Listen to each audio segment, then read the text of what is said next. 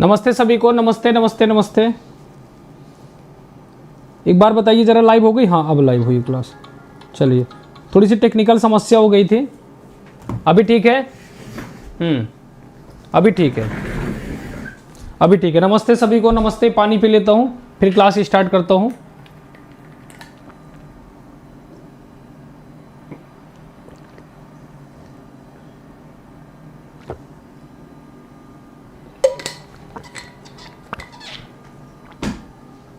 नमस्ते सभी को, नमस्ते नमस्ते नमस्ते।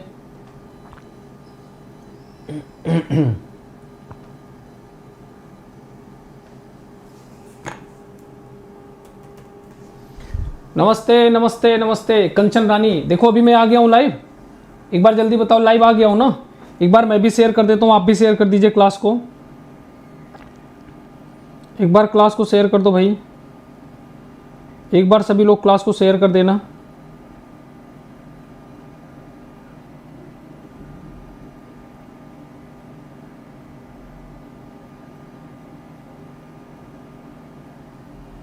एक बार शेयर कर दो सभी लोग।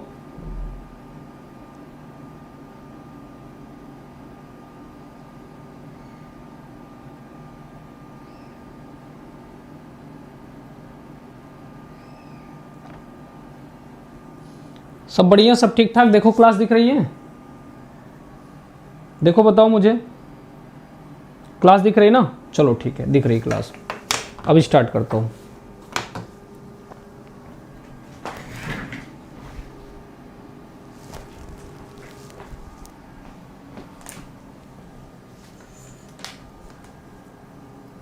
एक मिनट रुक जाओ यार, बड़ा लेट हो गया थोड़ा सा खाना पीना खाने में, एक दो चार फ़ोन आ गया।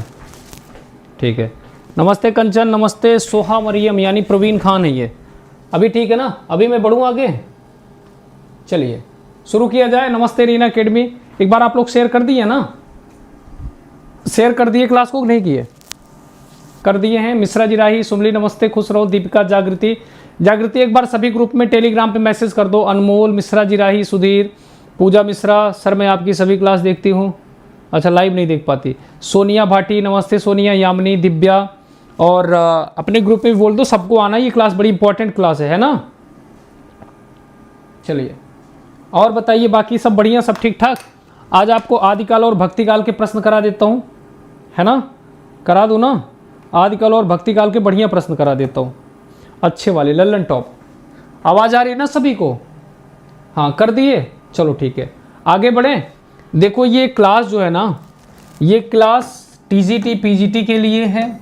जो टीजीटी की तैयारी करना चाह रहे हैं, जो पीजीटी की तैयारी करना चाह रहे हैं, जो एलटी ग्रेड की तैयारी करना चाह रहे हो, है ना, एलटी ग्रेड, और इसके बाद जो नेट जेआरएफ वाले हैं, जो नेट जेआरएफ वाले हैं, सभी के लिए समान रूप से उपयोगी है। जैसा कि मैं कल आपको बताया था, आज की क्लास में मैं आपको भक्तिकाल और आदिकाल के एमसीक्यू कराऊंगा। ये जो आदिकाल है ना, आदिकाल के एमसीक्यू कराऊंगा, और भक्तिकाल के। तो आदिकाल प्लस भक्तिकाल, आदिकाल प्लस भक्तिकाल, इसके एमसीक्यू कराऊंगा। क्या कराऊंगा? इसके एमसीक्यू कराऊंगा। तो ये आप लोग तैयार हैं? तैयार हैं? फिर बढ़ा जाए। नमस्ते दिव्या, रोहित चौधरी, खुश रहो भाई, मेहनत करो, है ना? लेकिन आज मैं दो पंक्तियां सुनाना चाहता हूं। कहते हैं कि किसी का हुक्म है कि हवाएं चलने से पहले बताएं कि इनकी समत क्या है। हवाओं को बताना ये भी होगा कि चलेंगी जब तो उनकी रफ्तार क्या होगी, कि आंधी की इजाजत तो अब नहीं है। ये रेत की फसीलें, ये जो हमने बना रखे हैं, हिफाजत इनकी करना है जरूरी। आंधी है पुरानी दुश्मन, ये सभी जानते हैं, है ना? लेकिन लास्ट वाली पंक्तियां मुझे बड़ी अच्छी लगती हैं कि हवाएं हथकड़ियों में, दीवालों में नहीं रहती, है कि नहीं? और जब इनको रोका जाता है तो क्या होता है? तो वही हाल मेरे विद्यार्थियों के भी है, वही हाल प्रशासन की भी है। तो जो हमारे विद्यार्थी हैं, इनके सब्र की सीमा जो है ना, वो रोक नहीं सकता आदमी। लेकिन वही है कि जिस देश का शासन प्रशासन, जिस देश का हेल्थ और एजुकेशन सबसे बढ़िया है, वो देश हमेशा अग्रणी रहता है। तो आप लोग मेहनत करिए भाई, क्या ही कह सकता हूँ। खुश रहिए सभी लोग, है ना? कल एक लड़की से बात हुई, और वो आंदोलन में भाग ले रही थी तो मन बड़ा दुखित हो गया। उसने कई परिस्थितियों पर ऐसे किया, ऐसे बोला जिस पे मैं सोच ही नहीं सकता था। नमस्ते सभी को, नमस्ते। स्टार्ट किया जाए, फिर स्टार्ट करें। देखिए, अगर आप पहली बार आए हैं तो चैनल को सब्सक्राइब कर लेना। और मेरा नाम है राम कुमार मिश्रा, मैं अनअकैडमी पर एक वेरीफाइड एजुकेटर हूँ। ये मेरी प्रोफाइल है, आप वहाँ पे मेरी क्लास देख सकते हैं, है ना। हाँ, मैं वहाँ पे एक वेरीफाइड एजुकेटर हूँ, आप लोग मेरी क्लास दे सकते हैं। और उसके लिए आपको मुझे फॉलो करना पड़ेगा। आप लोग मुझे क्या करेंगे, आप लोग मुझे फॉलो करेंगे तो मैं आपको मेरी क्लास मिल जाएगी। ठीक है, आगे बढ़ता हूँ, बाकी चीज़ें बाद में कर लेंगे। ये टीजीटी पीजीटी का गुरुकुल बैच है, ये बैच आपके लिए समर्पित है।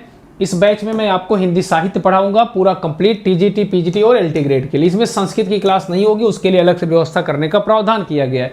13 जनवरी को 12:15 बजे से ये क्लास है और ये क्लास आपकी सफलता के लिए रखा गया है, यानी जिससे आप मेहनत कर सकें, आप और आगे तक बढ़ सकें, है ना, आपको कहीं कोई समस्या ना हो। यानी कंप्लीट हिंदी आपको तैयार करना है। कल मैंने आपको बताया था, समझाया था, और आज आदिकाल और भक्तिकाल के प्रश्नों की तरफ चलते हैं। बाकी बातें बाद में कर लेंगे। अभी प्रश्न संख्या 1 से 20 तक हम लोगों ने कर रखा था। अगर आपको पता होगा तो कल 1 से 20 तक कर रखा था, तो 20 के आगे करते हैं। कल हमारी क्लास उतनी लंबी नहीं हो पाई थी, आज हम यहाँ से करते हैं 19 के बाद 20 नंबर। 20 नंबर प्रश्न आपके सामने था।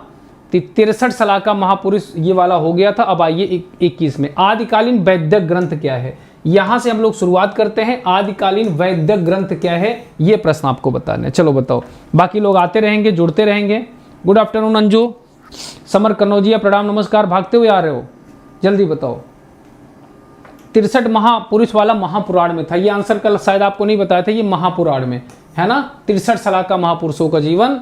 अगर मैं 21 की बात करूंगा, आदिकालीन वैदिक ग्रंथ कौन सा है। शब्दानुशासन, चर्यापद, जगत सुंदरी, प्रयोगमाला, संदेश राशक, कौन सा है जरा आप बताइए। एक बार आप लोग शेयर भी कर देना, जिससे और भी साथी जुड़ सकें। आपके लिए बेहतरीन क्लास है आदिकाल और भक्तिकाल की, है ना। शेयर करोगे तो अच्छा लगेगा, नहीं शेयर करोगे तो नहीं अच्छा लगेगा, बस और क्या है। नमस्ते। 21 का सी, जगत सुंदरी प्रयोगमाला, आदिकालीन वैदिक ग्रंथ किसका है।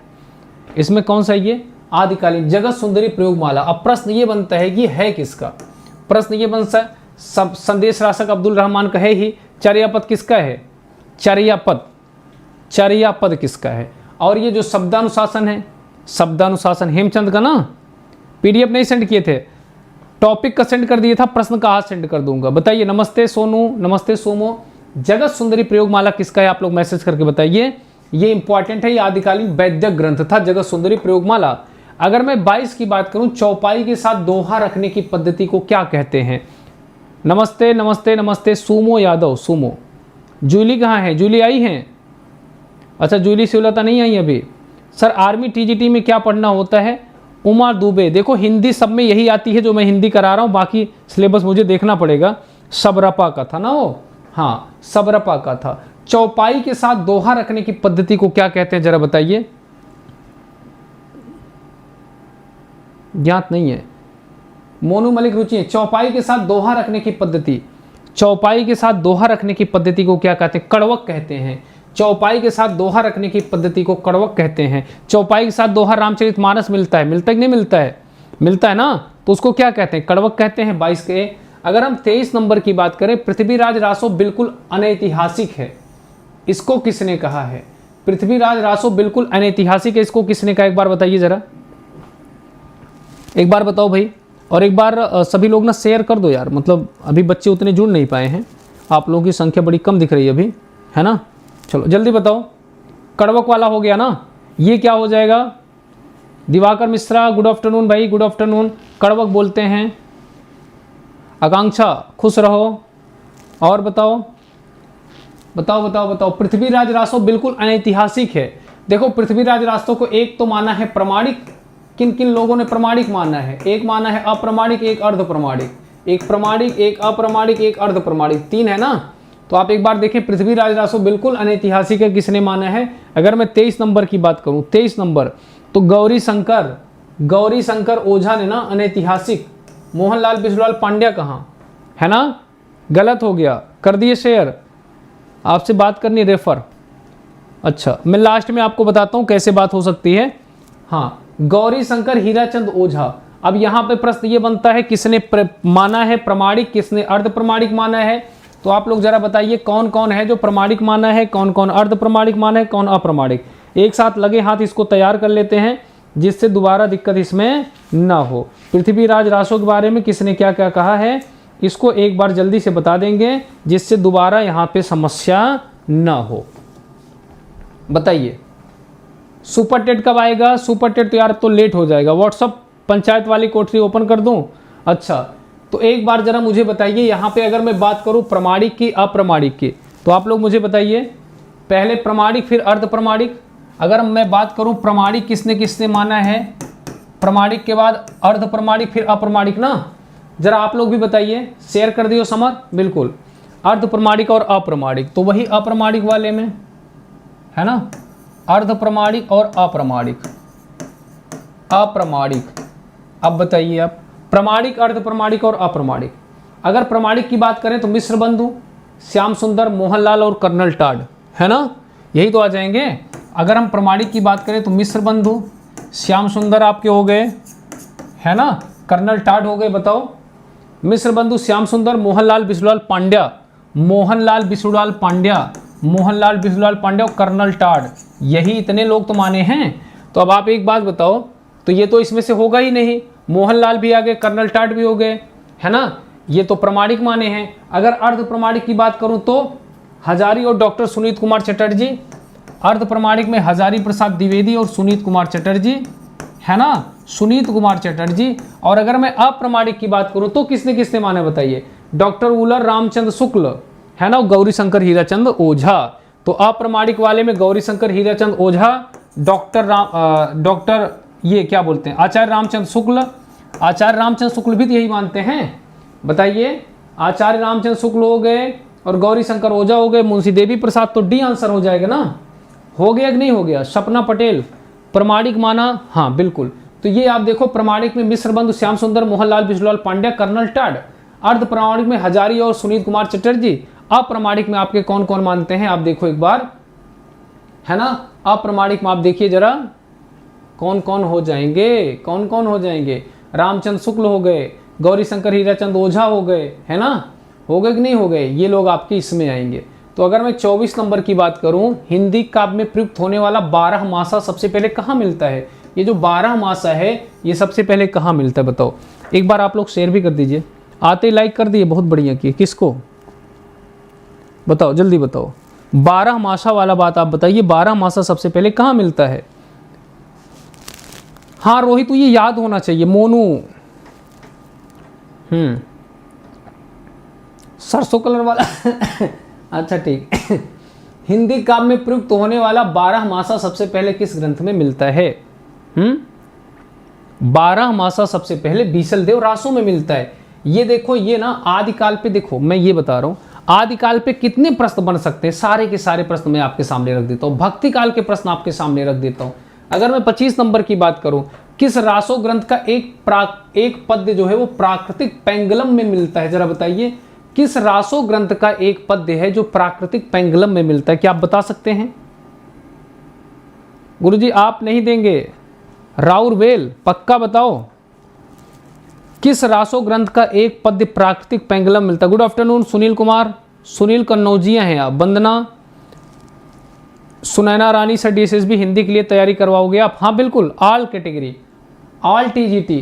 किस रासो ग्रंथ का एक पद्य जो है प्राकृतिक पेंगलम में? तो ये हम्मीर रासो का, ये आपका राइट आंसर हो जाएगा। हम्मीर रासो, हम्मीर रासो का पद्य है एक पद्य जो प्राकृतिक पेंगलम में मिलता है। खुमार रासो, पृथ्वीराज रासो, बीसलदेव रासो का नहीं। खुमार रासो किसका है? खुमार रासो बताओ, खुमार रासो नरपति किसका है? खुमार रासो किसका भैया? पृथ्वीराज रासो बीसल इनका है, पृथ्वीराज चौहान का है। और खुमार रासो दलपति विजय का है। खुमार लगने पर दल बल के साथ विजय के लिए। बीसलदेव रासो किसका है? बीसलदेव रासो नरपतिनाल का। पृथ्वीराज रासो चंद्रबरदाई का। 26 नंबर पे आओ, बीसलदेव रासो के विषय में असत्य कथन आप बताइए। असत्य कथन क्या है? एक एक टॉपिक का ये कंप्लीट आपको, नमस्ते सभी को, एक एक टॉपिक की कंप्लीट जानकारी है। एक एक टॉपिक की कंप्लीट आपके पास प्रश्न हो जाएगा। 2 टॉपिक से आपको अनुमान लग जाएगा प्रश्न आता कैसे है। दलपति विजय, टेक्निकल टीम भी आ गए हैं। बीसलदेव रासो के विषय में असत्य कथन, यह वीर काव्य के रूप में है, इसका समय 1214 ईस्वी है। यह 4 खंडों में, यह काव्य लगभग 2000 चरणों में समाप्त हुआ है। तो 26 नंबर आप बताइए। नमस्ते नमस्ते, कौन लाल पीला हो रहा है? दलपति का, हाँ। नमस्ते प्रतीक्षा, खुश रहो। सर मुझे आपसे बात करनी है, रेफरल, क्या नाम है? रेफर सिंह, रफ्तार सिंह। भाई कल की क्लास मैंने नंबर दिया था, वहां से ले लेना आप। बताओ बीसल देव रासो के विषय में असत्य कथन आप बताइए। तो 1214 नहीं, इसका समय 1212 है। इसका समय कितना है? 1212 है। तो आपका जो बी वाला है ये आंसर गलत हो जाएगा। फीस कितनी है इसके बारे में बाद में बात करेंगे। फीस है 4000 रुपये, 1 साल की फीस है 4000 रुपये, जिसमें आपको सभी कुछ मिलेगा। यानी DSSB के लिए, PRT के लिए भी बैच मिल जाएगा और KBS के लिए भी बैच मिलेगा जब स्टार्ट होगा, और आपका सुपर टेट का बैच होगा वो भी। मतलब कई कैटेगरी एक साथ है। अगर मैं बात करूं और आगे, तो चारण काव्य की भाषा क्या है? चारण काव्य, तो ये जो चारण काव्य, इसकी भाषा क्या है? संधा है, पिंगल है, अवधि है, डिंगल है? क्या है चारण काव्य की भाषा? चारण काव्य की भाषा बताओ। हाँ पीस, चारण काव्य की भाषा बताओ आप।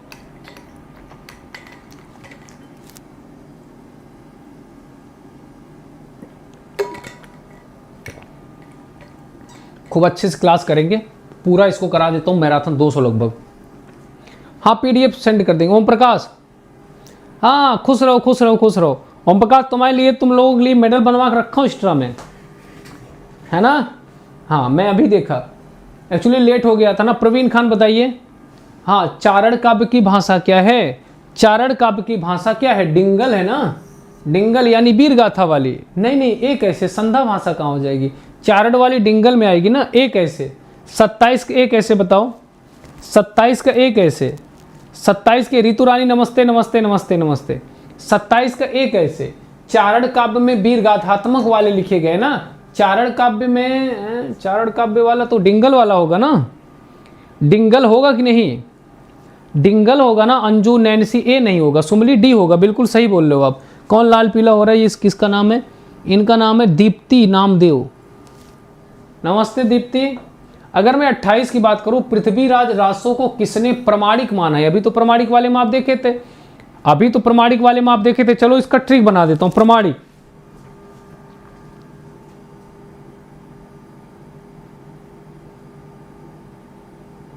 मसमक, मैंने एक ट्रिक बनाया था और वो बनाया था मसमक। क्या बनाया था? मसमक, है ना? मसमक बनाया था, मास्क बनाया था। मसमक ये मास्क बताया था आपको, है ना? हाँ मसमक बनाया था, मसमक, है ना? मसमक बताया था। मसमक प्रमाणिक बताया था। मसमक मतलब आप बताओ। एक तो मिश्र बंधु, मसमक मतलब मिश्र बंधु, और दूसरे स मतलब श्याम सुंदर, यही तो बताया था। और मोहनलाल, विष्णुलाल पांड्या और कर्नल टाड, यही 4 तो थे। मसमक, मसमक को कैसे याद करोगे, है ना? हाँ मसमक,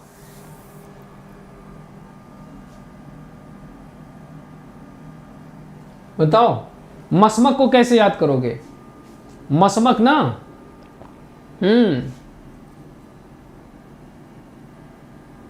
मेरा मन कहीं दूर है, पहाड़ों में खो गया है। मसमक है, मुझे सुंदर मुखड़े, क्या? मसमक याद कर लो बस, मसमक ठीक है। मसमक प्रमाणिक है ये। मसमक क्या है? प्रमाणिक। मतलब श्याम सुंदर दास, है ना? मिश्र बंधु, ये आपका मसमक हो गया कि नहीं हो गया? मसमक याद कर लो आप। मसमक मतलब मिश्र बंधु, ये प्रमाणिक माने हैं। तो अगर आप देखो प्रमाणिक किसने माना है, तो श्याम सुंदर दास हो गए ना। डॉक्टर वुलर है नहीं, गौरी शंकर है नहीं, आचार्य शुक्ल है नहीं, तो मसमक आपका हो गया ना। सर पहले सबका नाम ले लीजिए। सालू सिंह राजपूत, नमस्ते सालू। और अगर अर्ध प्रमाणिक में HD का नाम याद कर लो। मसमक हो गए प्रमाणिक। मसमक मतलब मास्क याद कर लेना, मास्क प्रमाणिक होना चाहिए। अगर मास्क नहीं है तो प्रमाणिक नहीं हो गया। अब अंदर नहीं जाना पड़ेगा, कहीं जाओ चेक करो। मसमक और HD है अर्ध प्रमाणिक। HD मतलब अर्ध प्रमाणिक। अर्ध प्रमाणिक कौन कौन है? HD मतलब हजारी प्रसाद और सुनीत कुमार, यही पूछे जाते हैं। हजारी प्रसाद द्विवेदी, डॉक्टर सुनीत कुमार चटर्जी। D मतलब डॉक्टर सुनीत कुमार चटर्जी और हजारी प्रसाद द्विवेदी। ये 2 कौन है? ये अर्ध प्रमाणिक हैं। ये कौन है? अर्ध प्रमाणिक। और अगर अप्रमाणिक की बात करें तब अप्रमाणिक कौन कौन हो सकता है बताओ?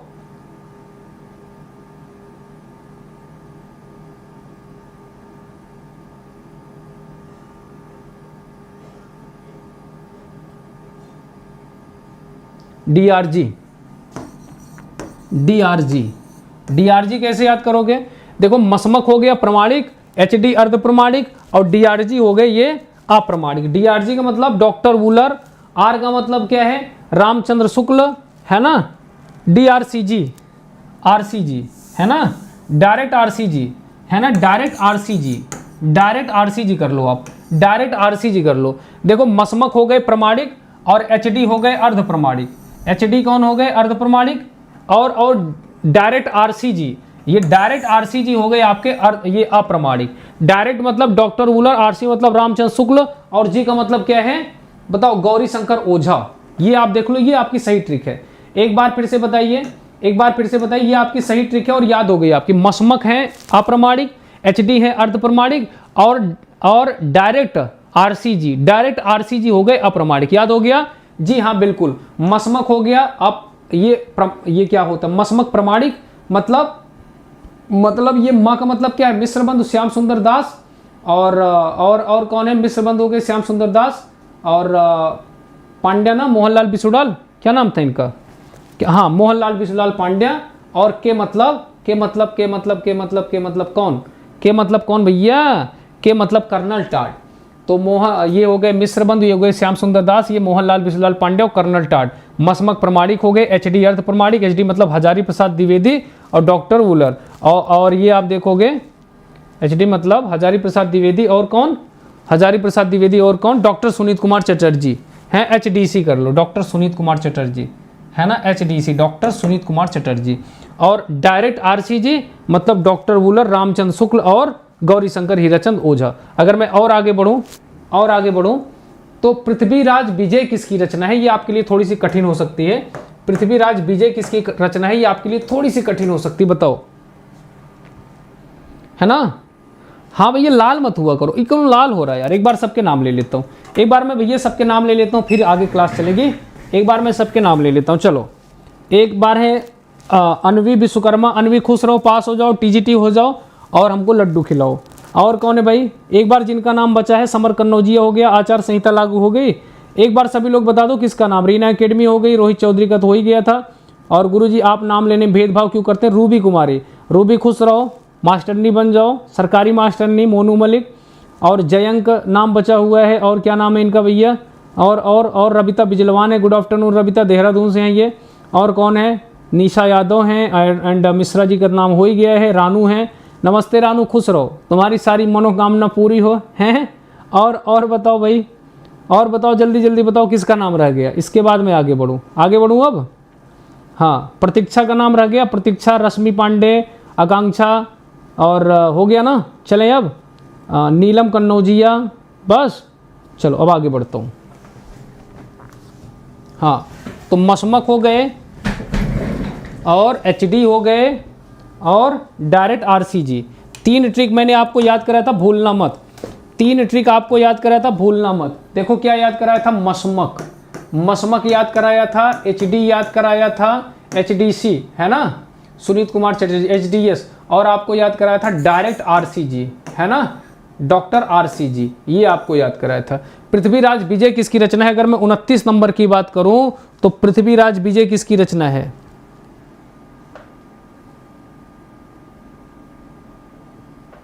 जयानक की रचना है ना, पृथ्वीराज विजय जयानक की रचना। अगर मैं 30 नंबर की बात करूं, देखो ये तो है नहीं, जयदेव की तो है नहीं, जगनिक की है नहीं, जगनिक की परमाल रासो, जयभद्र है नहीं, तो आपकी जयानक हो जाएगी। अगर मैं 30 नंबर की बात करूं तो 30 नंबर का सुमेलन करिए, इसमें एक टॉपिक से लगभग पूरे प्रश्न आ जाएंगे, लगभग पूरे।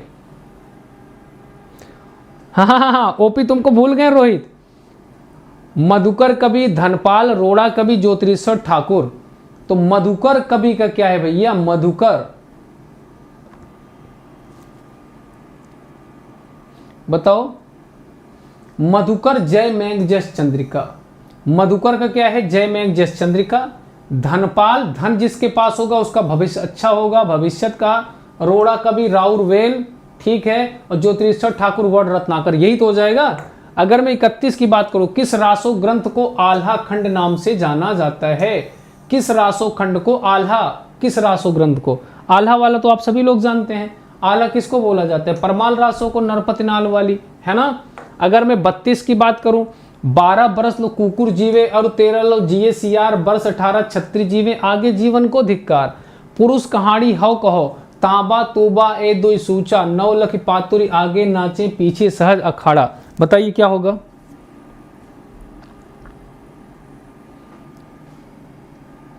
बताओ जल्दी बताओ, जल्दी बताओ। 31 नहीं 32 नंबर पे आ गए हम।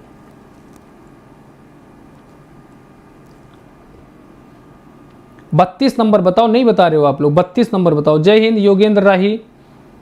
गुरुजी बुग्गू का नाम नहीं लिए, बहुत इंपॉर्टेंट है क्लास में, पक्का? 31 का डी सही बताओ। 32 है 32, 32 का ए, हाँ 32 का ए हो जाएगा।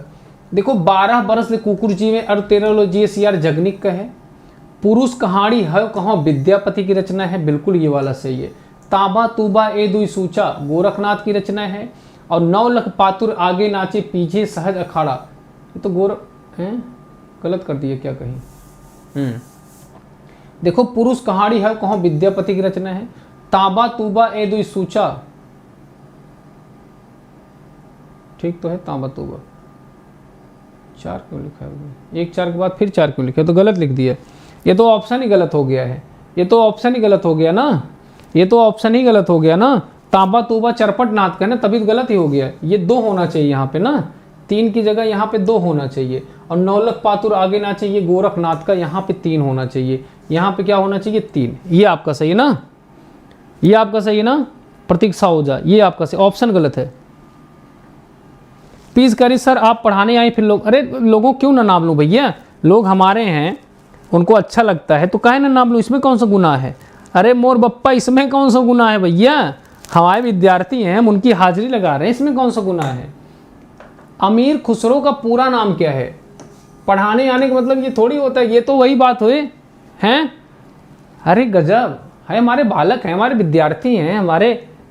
अमीर खुसरो का पूरा नाम क्या है? अमीर खुसरो का पूरा नाम क्या है? अबुल हसन यमुनुद्दीन, थमनुद्दीन नहीं यमुनुद्दीन, अबुल फजल यमुनुद्दीन खुसरो, यही है ना, यही ना। अरे काहे नहीं लेंगे, बताओ जल्दी बताओ।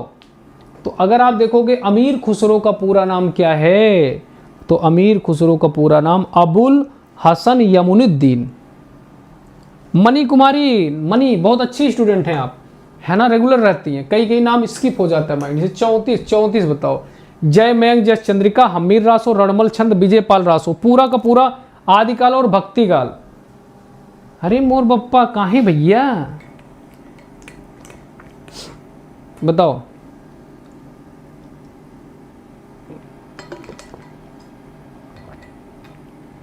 बताओ जल्दी बताओ क्या हो जाएगा?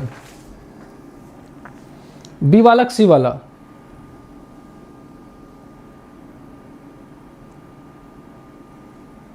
बताओ। देखो जयचंद्र प्रकाश किसका है? भट्ट केदार का। मैंने आपको बताया था जहां प्रकाश की बात होगी वहां केदार चले जाना, जहां जय मयंक जय चंद्रिका तो वहां मधुकर कवि चले जाना आप। हमीर रासो किसका है? आप देखो तो 1 का 4 क्या लगाए थे आप? आपने क्या आंसर लगाया? आपने लगाया बी वाला, पक्का? हाँ बी वाला ठीक है आपका। अगर बात करो हमीर रासो, तो हमीर रासो सारंगधर का है।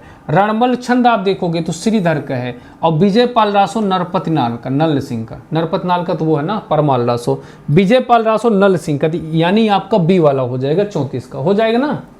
हाँ मेरा नाम रह गया पूजा सिंह। उसके बाद 35 नंबर पे आओ। अमीर खुसरो को अवधी का प्रथम कवि किसने माना है? अमीर खुसरो को अवधी का प्रथम कवि किसने माना, जरा बताइए। सर थ्योरी नहीं पढ़ाते हो क्या?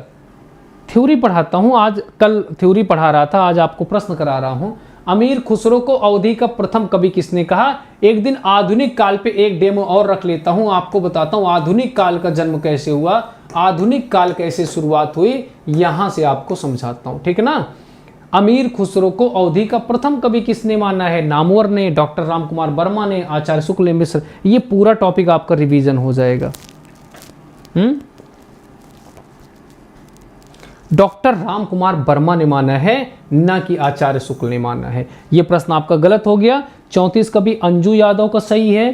और इनका भी, करिश्मा का भी सही है। सर जी आपको मेरा मैसेज नहीं दिखता। गीता जोशी, नमस्ते गीता, अभी दिखा आपका मैसेज। 36 नंबर पाओ, विद्यापति पदावली का संपादन किसने किया?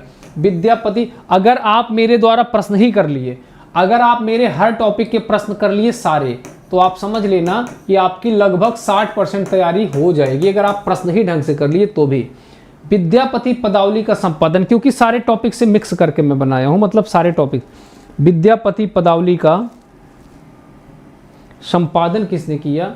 तो राम वृक्ष बेनीपुरी ने किया था। अज्ञे ने नहीं किया था, दिनकर ने नहीं किया था, निराला ने नहीं किया था। देखते ही आप समझ जाते यही हो सकते हैं, ये सब तो होंगे ही नहीं। खुश रहो अर्चना त्रिपाठी, खुश रहो, खूब मेहनत करो। मेरा भी सही है। उपासना त्यागी, बहुत बढ़िया। अगर मैं 37 की बात करूं, पंडी सल सत्य बखाड़े देहे बुद्धि मरम न जाने, जही मन पवन न संचरई रवि शशि नाहि पवेश। तो ये पंक्तियां भी मैं कल आपको याद करा रहा था, बताया था कि शायद याद कर लेना। बताया था कि नहीं बताया था? बताओ जरा, पंडी सल सत्य बखाड़े किसकी पंक्तियां हैं? चंद्रबरदाई की हैं, सरपा की हैं, विद्यापति की हैं, गोरखनाथ की हैं। किसकी हैं? सर बैच लेना है, आपसे बात करना है, पूजा गौड़। ठीक है, ले लेना आप लोग। मैं एक वीडियो बनाऊंगा, राही अध्ययन धाम टेलीग्राम चैनल ज्वाइन कर लो, वहां पे आप मुझसे बात कर लेना। बताओ, पंडित सल सत्य बखाड़े किसकी पंक्तियां? सरपा की है ना। पंडित लोग सत्य बखानते हैं, लेकिन देह के अंदर, मतलब शरीर के अंदर बुद्ध हैं, ये बात उनको नहीं पता, नहीं जानते। राम कहा कथा, राम कहा मतलब कथा, सर यही सोहंती, ये किसकी पंक्तियां? 38 नंबर बताओ भैया। 38 राम कहा सर यही सोहंती, किसकी पंक्तियां हैं? 37 के बाद 38 नंबर बताओ। पूरे के पूरे प्रश्न करा लेता हूं आज, है ना। 38 नंबर बताओ भैया। निहारिका मिश्रा, डिम्पल बताओ ये क्या हो जाएगा? राम कथा वाला। ये भी स्वयंभू का है, ये भी स्वयंभू का है, ये सरहपा का नहीं है ये। 37 का भी गलत। 38 बताओ। 37 का भी तो ठीक है। प्रणाम नमस्कार मृणाल कुमार। उपासना 38 का सी बिल्कुल ठीक है, उपासना आपका सही है। अगर मैं 39 की बात करूं, पहले जैसे गाथा या गाहा कहने से प्राकृत का बोध होता था, वही से ही दोहा या दोहा कहने से अपभ्रंश का बोध होता है। ऐसा किसने कहा था? किसकी किताब में है ये बातें? बताइए किसकी किताब में है? ऐसी किसकी किताब में? पहले जैसे गाथा या गाहा कहने से प्राकृत का बोध होता था, वैसे ही, यानी आचार्य रामचंद्र शुक्ल जी ने तो कहा था। 38 के बाद 39 बताओ। आपका मैसेज मुझे लेट मिल रहा है, आपका मैसेज जो है ना वो मुझे लेट मिल रहा है। आचार्य रामचंद्र शुक्ल, हेलो हमारी क्लास के सुपरस्टार। अगर मैं 40 नंबर की बात करूं, अपभ्रंश के प्रथम महाकवि कौन थे? अपभ्रंश के प्रथम महाकवि कौन थे? स्वयंभू थे, हेमचंद थे, राम सिंह थे, सोमप्रभु सूर्य थे। एक क्लास और रखता हूं आपके लिए एकदम बढ़िया वाली, जिसमें मैं आधुनिक काल के कॉन्सेप्ट समझाता हूं आपको। आधुनिक काल की क्या परिस्थितियां थी, किस प्रकार आधुनिक काल आया, है ना। आधुनिक काल आने के बाद कुछ कवियों को, ये सब थोड़ा सा इंपॉर्टेंट है, कराता हूं। प्रिया चौरसिया कहें सर आप बहुत स्मार्ट हो, थैंक यू सो मच प्रिया। अपभ्रंश के प्रथम महाकवि कौन थे? स्वयंभू, हेमचंद, राम सिंह। अपभ्रंश के प्रथम महाकवि। 40 नंबर की बात आप बताइए। स्वयंभू ना, अपभ्रंश के प्रथम महाकवि स्वयंभू, है ना। किसने माना था? किसने माना था? राम कुमार ने।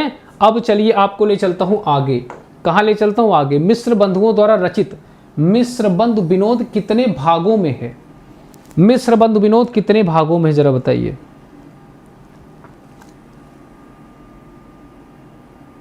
मिश्र बंधु विनोद कितने भागों में है? मिश्र बंधु विनोद कितने भागों में बताओ?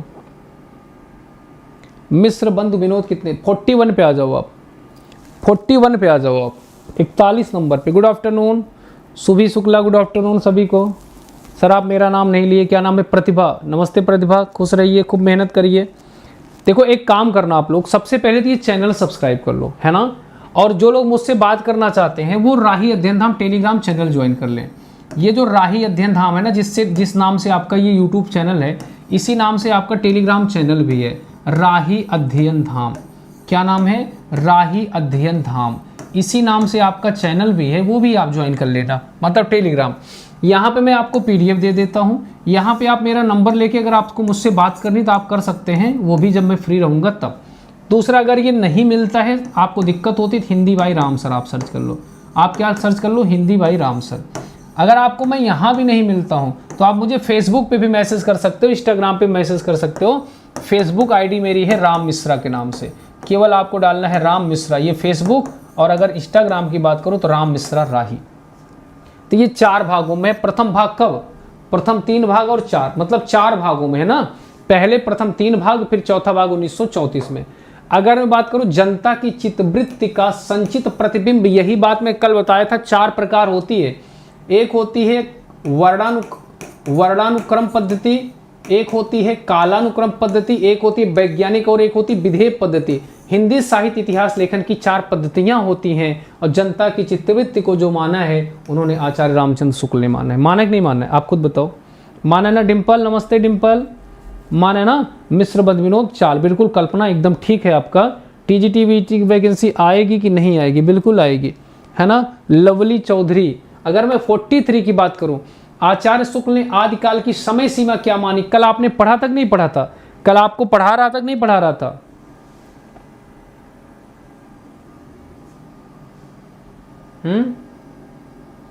सर मेरा नाम तो कभी नहीं लेते, क्या नाम है, कोमल कमल, सब जगत राही सर्च कर लीजिए, हाँ ठीक है ना। चलो कोमल कमल, मैंने आपका भी नाम ले लिया, है ना। और जब आयोग आपका नाम लेगा तो बड़ा मजा आएगा। अगर मैं 43 की बात करूं, शुक्ल जी ने समय सीमा कितनी मानी, तो संवत 1050 से 1375, क्या माना था, बी वाला माना था। अगर मैं 45 नंबर की बात करूं, हिंदी साहित्य का आरंभ माना जाता है, कहां से माना जाता है हिंदी साहित्य का आरंभ, एक बार बताओ, पूरा का पूरा टॉपिक आपको रिवीजन करा देता हूं। अगर मैं बात करूं, हिंदी साहित्य का आरंभ माना जाता है संस्कृत से, खड़ी बोली से, प्राकृत अपभ्रंश से, बालचंद बिज्जावई भाषा दूध जय लग गई दुज्जन हासा। हिंदी का प्रारंभ कहाँ से माना जाता है, तो हिंदी का प्रारंभ जो माना जाता है वो कहाँ से माना जाता है, तो हिंदी का प्रारंभ जो माना जाता है वो कहाँ से माना जाता है।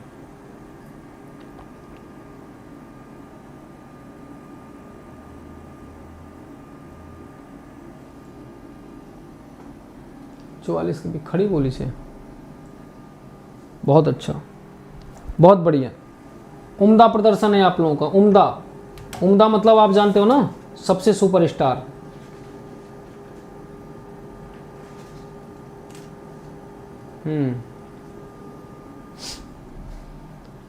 ये आंसर गलत है, ये जो पोल है ना ये गलत है, ये पोल, ये ऑप्शन ना ये गलत है। हिंदी साहित्य इसमें संस्कृत खड़ी बोली प्राकृत अपभ्रंश होना चाहिए था, इसमें होना चाहिए था संस्कृत खड़ी बोली प्राकृत और अपभ्रंश यहाँ होना चाहिए था, ये डी वाला, ये डी वाला, यहाँ पे डी वाला अपभ्रंश होना चाहिए था। डी वाला क्या होना चाहिए था, अपभ्रंश, और राइट आंसर क्या हो जाता है, ये डी वाला हो जाता अपभ्रंश का, है ना, यही तो होगा ना। हाँ सी आपका सही आंसर है, लेकिन ये होना चाहिए था अलग, तो ये गलत हो गया है प्रश्न। अगर 45 की बात करो, बालचंद बिज्जावई भाषा, बालचंद बिज्जावई भाषा दूह नहीं लग गई दुज्जन हासा, किसकी पंक्ति है, वो गलत था। हाँ सेकंड ग्रेड हिंदी से हो, बताओ कब तक आएगी सर टीजीटी पीजीटी की, कुछ नोटिफिकेशन आया तो है, एक बार देख लेना आप लोग, है ना, एक बार आप लोग देख लेना। मैं ये देखता रहता हूँ कितने बच्चे बढ़े कि नहीं, अपडेट करना पड़ता है ना, तो बार बार ये देखता रहता हूँ बच्चे बढ़ रहे हैं कि नहीं बढ़ रहे हैं। तो बालचंद बिज्जावई भाषा दूह नहीं लग गई दुज्जन हासा, तो ये विद्यापति की पंक्तियां हैं, कल भी थी, ये कल आपकी थी शुरुआत में। ये सारा आदिकाल से पूरा का पूरा आपको करा देता हूँ, जितने प्रश्न लगभग बन सकते हैं। प्राकृत प्रकाश के रचयिता, देखो सिलेक्शन की कहानी क्या होती है। सिलेक्शन की कहानी की बात मैं करूं तो सबसे पहले आपको पुराना प्रश्न पत्र सभी याद होना चाहिए, फिर आप मेरी क्लास से एमसीक्यू कर लो टोटल के टोटल। इसके बाद जब एमसीक्यू करोगे, जब पीवाईक्यू करोगे, तो आपसे गलतियां होंगी, क्या होंगी, गलतियां, और इसी गलतियों को सुधारने के लिए आप क्या पढ़ेंगे, किताब पढ़ेंगे। इन्हीं गलतियों को सुधारने के लिए आप नोट्स बनाएंगे और वहां पे आप चीज़ों को ऐड करेंगे। तब यही गलतियां जब सुधर जाएंगी, तब एक दिन आपको क्या मिल जाएगी, सफलता मिल जाएगी। और इसमें आपको कितना समय लगेगा, जितना समय लगे, चाहे आप ये काम करके गलतियां सुधार के सभी चीज़ों को 1 साल में याद कर लो, लग जाएगा, 2 साल, 3 साल, 4 साल, 5 साल, 6 साल, 7 साल, 8 साल, 9 साल, 10 साल, 11 साल, 12 साल, 13 साल, 14 साल, 15 साल तक भी लगता है ना। तो मैंने देखा कई लोगों को जो मेरे साथ तैयारी कर रहे थे 2007 से, और उन लोगों का सिलेक्शन कब हुआ है, 2018। मेरे साथ कई ऐसे लोग भी हैं जो दिल्ली में वहाँ आए थे इलाहाबाद में 2007 में, मुझसे पहले आए थे, और सिलेक्शन उनका हुआ है 2018 में, 2019 में, है ना, इतने साल लगे। 2007 से 3 10 साल, और 3 के बाद अगर उनका 18 में लगा 8, 8 3 11, तो 11-12 साल तक भी मैंने लोगों को देखा है। प्राकृत प्रकाश के रचयिता कौन है? प्राकृत प्रकाश के रचयिता कौन है? तो वररुचि है ना। और प्राकृत व्याकरण तो हेमचंद का है ना। प्राकृत प्रकाश का वररुचि है, और अगर प्राकृत व्याकरण की बात करें तो हेमचंद है। अगर हम प्राकृत व्याकरण की, अब आप यही देख लो आप कितना समय लगाना चाहते हो। 47 नंबर पे आओ। अपभ्रंश नाम पहले पहल किसके शिलालेख में? कल किताब में पढ़ा तक नहीं पढ़ा था, कल वाली क्लास में आपने पढ़ा तक नहीं पढ़ा था? बताओ अपभ्रंश नाम सबसे पहले कहाँ मिलता है? तो बल्लभी के राजा धारसेन द्वितीय में। कहाँ? बल्लभी के राजा धारसेन द्वितीय, आपने पढ़ा था। दब्ब सहाय प्रयास किसकी रचना है? इसका अनुवाद 2020 में आया था। 2020 में एनटीए नेट में आया था, यहां से प्रश्न। दब्ब सहाय प्रयास रचना किसकी है? बताओ दब्ब सहाय रचना। प्रतिभा यादव। हाँ, ये बहुत अच्छा प्रश्न है, ये पूरा मिक्स है। ये PYQ नहीं है, ये MCQ है। MCQ मतलब होता है मल्टीपल चॉइस क्वेश्चन, PYQ का मतलब प्रीवियस ईयर। तो ये प्रीवियस ईयर थोड़े बहुत इसमें हो सकते हैं, बाकी ये नए बनाए गए हैं। तो अगर मैं 48 की बात करूं, दब्ब सहाय प्रयास, तो आपका क्या होगा? बताओ देवसेन का है। और वहां पे आंसर क्या था? माइल धवन का। इसके पीछे उन्होंने अनुवाद किया। क्या किया? अनुवाद। और प्रश्न था, आंसर था उसका माइल धवन। क्या था आंसर? क्या था? माइल धवन। और अगर आप शुक्ल की किताब में देखोगे तो वहां पे लिखा भी गया है, अगर आपने गौर फरमाया होगा, अगर आपने देखा होगा, पिछली बार नेट JRF की किताब में आया था। किसने किसने देखा था? देखो आपको पेज नंबर बताता हूं और यहां पे दिखाता हूं।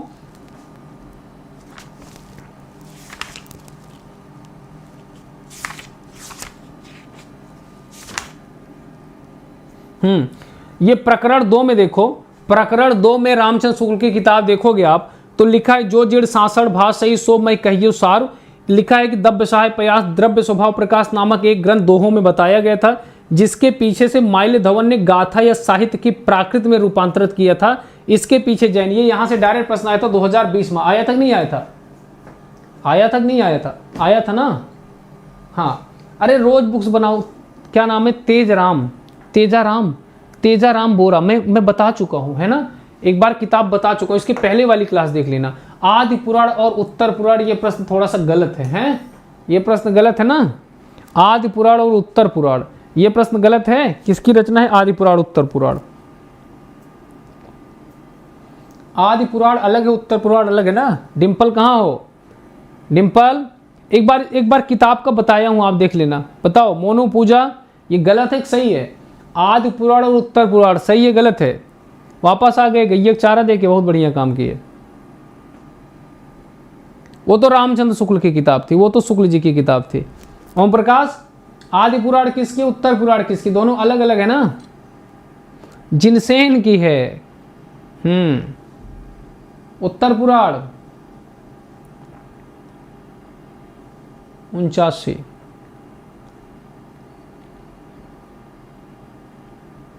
जिनसेन की।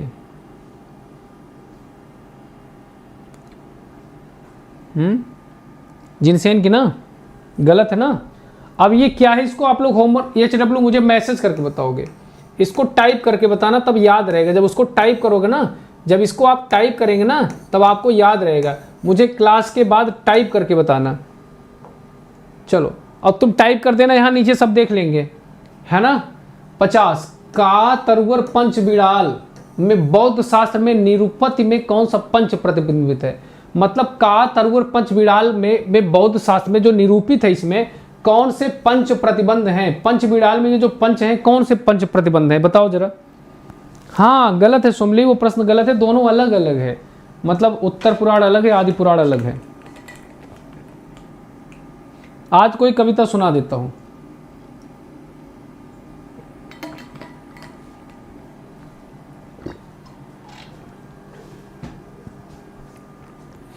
उत्तर पुराण का तरुवर पंच बिड़ाल, बताओ। बिल्कुल बी वाला, आलस्य, हिंसा, काम, चिकित्सा, मोह। अभी यही पिछली बार आया था, उसमें चिकित्सा था। उसमें पूछा गया था क्या नहीं था, तो लोग चिकित्सा लगा दिए थे कि नहीं लगा दिए थे। तो देखो ये तुम्हारा, तुमको आलस आता है, यस। हिंसा तुम नहीं करते ना, काम करते हो, चिकित्सा करते हो, मोह करते हो। 4 है, 1 नहीं करते हो। इसको ऐसे याद करना है। आलस्य, हिंसा, काम, चिकित्सा और मोह, है ना। हाँ,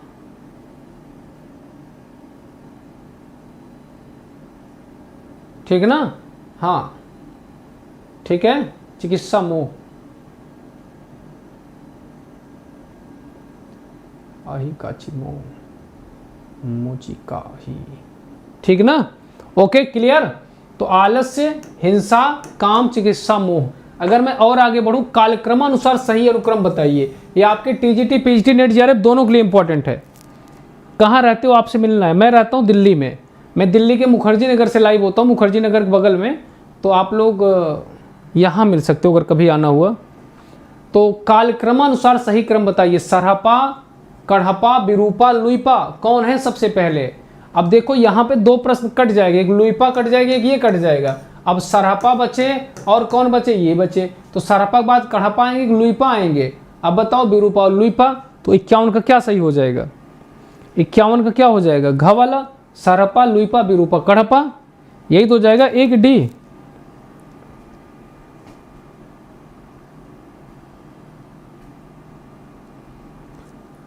अरे भैया आपकी तबीयत में देखोगे तो कौन हो जाएगा, 51 का डी हो जाएगा। सुमली, सरहपा, फिर लुइपा, फिर विरूपा, फिर कढ़पा। कालक्रम अनुसार यही हो जाएगा। अगर 52 की बात करें, महासुखवाद किस शाखा में जन्म हुआ, महासुखवाद का किस शाखा में जन्म हुआ। सहजयान में, वज्रयान में। क्वेश्चन आपको नहीं आया, कोई बात नहीं, पढ़ना पड़ेगा ना। बाय बाय सर, मेरा फोन डिस्चार्ज हो गया, ठीक है पीस, फिर आना दोबारा। फोन चार्ज करके पुनः वापस आओ। पर गुरुजी अपादान कारक वाली कविता सुनाइए, प्रेम वाली नहीं। अच्छा ठीक है, अपादान वाली सुनाऊंगा। हैं, महासुखवाद का किस शाखा में जन्म हुआ, सहजयान में, वज्रयान में, जैन में, नाथ में, किस में हुआ। 52 नंबर आप बताइए। वज्रयान में हुआ ना। महासुखवाद का किस में हुआ, वज्रयान में। और ये सहजयान, वज्रयान, हीनयान, वज्रयान दो शाखा थी ना, बौद्ध की दो शाखाएं थी। युगनद्ध की भावना पाई जाती है, युगनद्ध की भावना। युगनद्ध क्या होता है, युगनद्ध की भावना पाई जाती है। क्या होता है युगनद्ध, बताओ बताओ बताओ। युगनद्ध, आलिंगनबद्ध जोड़ा क्या बोलते हैं उसको, बताओ। अगर मैं 53 की बात करूं, युगनद्ध नाथों में, जैनों में, सहजयान में, वज्रयान में, किसमें, 53 नंबर बताओ। 53 युगनद्ध वज्रयान में पाई जाती थी, नाथों में नहीं पाई जाती थी। युगनद्ध जो है वो वज्रयान में, 53 का बी नहीं, वज्रयान है ना, वज्रयान में पाई जाती थी। किस में पाई जाती थी, वज्रयान में। इसका ए हो जाएगा 54 का। अंजू गुप्ता ठीक है। 53 बी कैसे, 53 का, हाँ तो वज्रयान कहाँ है, ए वाले में है ना।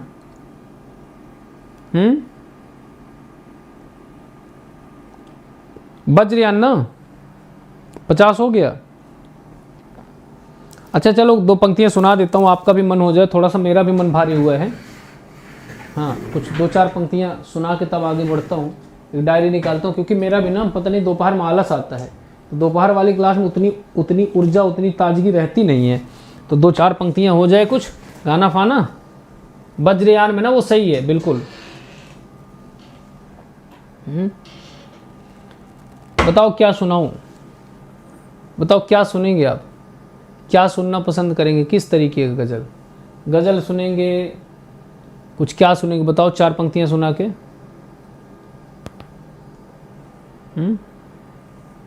बताओ आपको सुनाऊं, भागना मत आप लोग, है ना।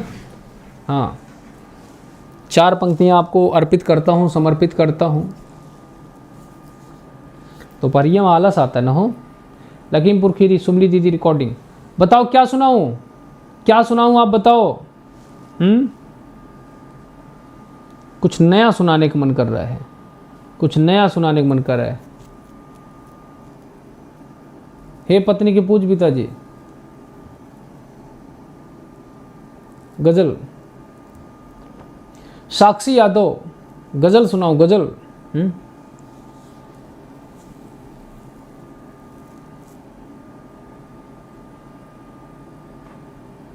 मोटिवेशनल, अपादान कारक वाली। मैं वहीं पर, चलो मैं वहीं पर। मैं वहीं पर खड़ा तुमको मिल जाऊंगा, जिस जगह जाओगे तुम मुझे छोड़कर। अश्क पी लूँगा और गम उठा लूँगा मैं, तेरी यादों को सो जाऊँगा ओढ़ कर। खड़ा होना पड़ेगा अब तो भाई, अब तो आप लोग ऐसी गज़ल सुने हो, है ना, कि रास्ते में तुम्हें कोई पत्थर मिले, पूछ लेना कि कैसे रहे आज तक। वो कहेगा जमाने ने दी ठोकरें, जाने कितने ही ताने सहे आज तक। हैं, रुको भैया सर्च कर लेता हूँ इसको, नहीं तो भूल जाऊंगा, फिर फ्लो मज़ा नहीं आएगा। आपको सुनाता हूँ फिर। बढ़िया है ये गज़ल, बहुत अच्छी है ना। बड़ी अच्छी गज़ल है।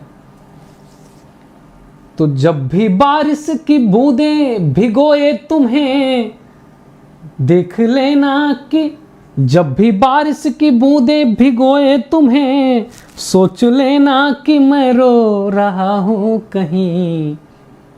जब भी हो जाओ बेचैन ये मानना, खोल कर आंखें मैं सो रहा हूँ कहीं। टूट कर कोई कैसे बिखरता यहाँ, टूट कर कोई कैसे बिखरता यहाँ, देख लेना कोई आईना तोड़ कर। मैं वहीं पर खड़ा तुमको मिल जाऊंगा, जिस जगह जाओगे तुम मुझे छोड़कर। रास्ते में तुम्हें कोई पत्थर मिले, पूछ लेना कि कैसे रहे आज तक। रास्ते में तुम्हें कोई पत्थर मिले, पूछना कैसे जिंदा रहे आज तक। वो कहेगा जमाने ने दी ठोकरें, जाने कितने ही ताने सहे आज तक। भूल पाता नहीं उम्र दर दर्द, जब कोई जाता है अपनों से मुंह मोड़ कर। भूल पाता नहीं उम्र दर दर्द, जब कोई जाता है अपनों से मुंह मोड़ कर। मैं तो जब नदी के किनारे गया, मेरा लहरों ने तंतर बतर कर दिया। मैं तो जब नदी के किनारे गया, मेरा लहरों ने तंतर बतर कर दिया। पार हो जाऊंगा पूरी उम्मीद थी, उठती लहरों ने मन में डर भर दिया। रेत पर बैठकर जो बनाया था घर, रेत पर बैठकर जो बनाया था घर, आ गया हूँ उसे आज फिर तोड़कर। मैं वहीं पर खड़ा तुमको मिल जाऊंगा, जिस जगह जाओगे तुम मुझे छोड़कर। अश्क पी लूँगा और गम उठा लूँगा मैं, तेरी यादों को सो जाऊंगा ओढ़कर। Thank you. हैं, भक्ति भी सुनना है, अच्छा ठीक है। तो अगर मैं बात करूं 54 नंबर की, जिम लोण बिलज जाई, जैसे नमक मिल जाता है, जैसे नमक आटे में मिल जाता है, जिस लोण मतलब लोण बिलज जाई, पाण एहती धरण लई चित्त, वैसे तुम परमात्मा की तरफ चित्त करो। ये सब मोह माया है, इसमें कुछ नहीं रखा है, ये सब मोह माया है। हैं, जिनके लिए जलते रहे हम दीपक की तरह, वो हमें छोड़ गए यूं हाशिए की तरह। मगर मेरा उनका रिश्ता कुछ इतना करीबी है, मैं उनके जिस्म से वाकिफ हूँ तौलिए की तरह। है, जिम लोण बिड़त जई, पाण एहती धारणी लई चित्त। कथन किसका है? लुईपा का, कढ़पा का, सरपा का, गोरखनाथ का। 54 नंबर आप बताइए, 54 नंबर आप बताइए। एक बार आप लोग लाइक भी कर देना क्लास को, एक बार आप लोग क्लास को लाइक भी कर देना, है ना। जैसे नमक मिल जाता ना, जिम लोण बिड़त जई, कढ़पा की पंक्तियां हैं। किसकी पंक्तियां हैं? कढ़पा की पंक्तियां हैं ये। अगर आप देखोगे जिम लोण बिड़त जई, अगर मैं और आगे बढ़ूं और आ जाऊं 55 नंबर पे, गोरखनाथ ने किसके योग का सहारा लिया? गोरखनाथ ने किसके योग का सहारा लेकर हठ योग का प्रवर्तन किया?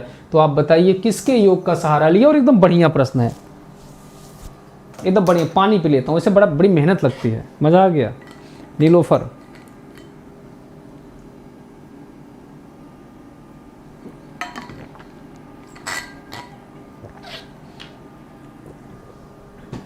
बताओ भैया बताओ। तो यहाँ क्या हो जाएगा, गोरखनाथ ने किससे योग का सहारा लिया? तो पतंजलि वाला ना। गोरखनाथ किसके योग का सहारा लिया था भैया? पतंजलि वाले का। तो हमको भी करनी है लाइक। हाँ ठीक, आकांक्षा रघुवंशी, पतंजलि का। अगर मैं 56 की बात करूं, मच्छंदर नाथ के गुरु कौन थे? मच्छंदर नाथ के गुरु कौन थे? जलंधर, नागार्जुन, ज्ञानेश्वर, गोरखनाथ। जलंधर नाथ के गुरु कौन थे? जलंधर नाथ के गुरु कौन थे? बताओ जल्दी। अपनों की याद आ गई ना है कि बाकी सब सपने होते हैं, अपने तो अपने होते हैं बाकी सब सपने। अच्छा, ये जो मैं गाना बुग्गू वाला सुना दिया था, कॉपीराइट का केस आ गया मेरे ऊपर। मच्छंदर नाथ के गुरु कौन थे? मच्छंदर नाथ के गुरु कौन थे? गुरु मच्छंदर नाथ के गुरु कौन थे? मच्छंदर नाथ के गुरु थे जलंधर। और इनका क्रम बताओ। जलंधर के गुरु कौन थे? मच्छंदर नाथ के जलंधर। जलंधर के कौन थे? बताओ। जलंधर के मच्छंदर, फिर गोरखनाथ, यही परंपरा है ना। जलंधर फिर मच्छंदर, मच्छंदर नाथ गुरु जलंधर। जलंधर मतलब मच्छंदर और फिर गोरखनाथ, यही क्रम है। फिर क्या हो जाएगा? गोरखनाथ, यही क्रम है ना। गोरख, मच्छंदर, जलंधर, यही क्रम है कि नहीं क्रम है? बताओ। गोरखनाथ के गुरु मच्छंदर, मच्छंदर नाथ के गुरु जलंधर, यानी जलंधर नाथ किसी से मच्छंदर, मच्छंदर किसी से गोरखनाथ, यही तो हो जाएगा। मैं जा रही हूँ रूबी कुमारी। क्यों रूबी, कहाँ जाना है आपको? 57 नंबर कालक्रम आप बताइए। अब लो, आदिनाथ, मसेननाथ, ज्ञानदेव, गोरखवाणी। एकदम बढ़िया प्रश्न है।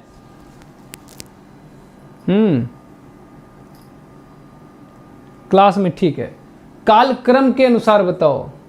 आदिनाथ, मसेननाथ, ज्ञानदेव और गोरखनाथ। 57 नंबर, 57 कॉपीराइट का केस हो जाता है। वो ये इनका कॉपीराइट होता ना, तो बुग्गू वाला एक सॉन्ग है, तो इसी वजह से हो गया। उसमें कोई दिक्कत नहीं है कोई खास। कालक्रमानुसार बताओ, कालक्रमानुसार लगाइए कौन होगा 57 नंबर? 57 नंबर बताओ। नहीं, उसको रहने दो रितु, है ना, उसको रहने दो, उतना ज़्यादा मत पढ़ो उसमें। कालक्रमानुसार बताओ 57 नंबर। ग वाला हो जाएगा सी। पहले आदिनाथ है, फिर मसेननाथ है, फिर आदिनाथ कोई शिव का अवतार माना गया ना, फिर ज्ञानदेव आपका बिल्कुल ठीक है। अगर मैं बात करूं 58, सिद्धों में बहुत से मछुए, सिद्धों में बहुत से मछुआरे, चमार, डोम है, ये चमार है, ये मछुआरे हैं, है ना। कहार, लकड़हारे, दर्जी तथा बहुत से शूद्र कहे जाने वाले लोग थे। अतः जात पाति का खंडन तो अपने आप ही थे। आचार्य शुक्ल ने यह किसके लिए कहा है, जरा बताइए किसके लिए कहा है? मैं भी जा रही हूँ। प्रतीक्षा क्यों, कहाँ सब जा रहे हो? तो मैं क्या करूँगा, मैं भी जा रहा हूँ भैया। जब सब जा ही रहे हो तो मैं भी जा रहा हूँ। ऐसा किसके लिए कहा है बताओ? अभी इल्यूशन, क्या नाम आपका? अभी इल्यूजन, बताओ ये किसके लिए? 58 नंबर आप बता नहीं रहे हो, मजा कमा रहा है। 58 नंबर बताओ बताओ। हबीबा सिद्दीकी क्या है? जैन के लिए नहीं बाबू, सिद्ध के लिए कहा था इन्होंने, सिद्धों के लिए कहा था ना। किसके लिए कहा था? सिद्धों में बहुत से मछुआरे, चमार, डोम, कहार, लकड़हारे, दर्जी तथा बहुत से शूद्र कहे जाने वाले, है ना। तो ये तो इनके लिए ना। अगर मैं 59 नंबर की बात करूं, कौन सी रचना विद्यापति की नहीं है? तो बताइए कौन सी रचना विद्यापति की नहीं है? पुरुष परीक्षा, गंगा वाक्यावली, शैव सर्वसार, बताओ।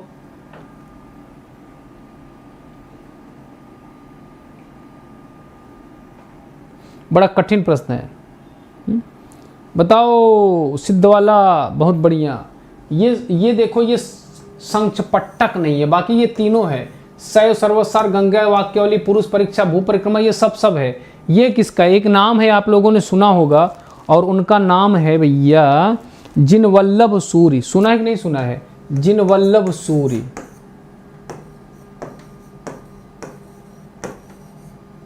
ठीक है ना। ये आपका हो जाएगा। 59 के बाद 60 नंबर पे आओ। निम्नलिखित में से आप बताइए, सुमेलित करना है आपको।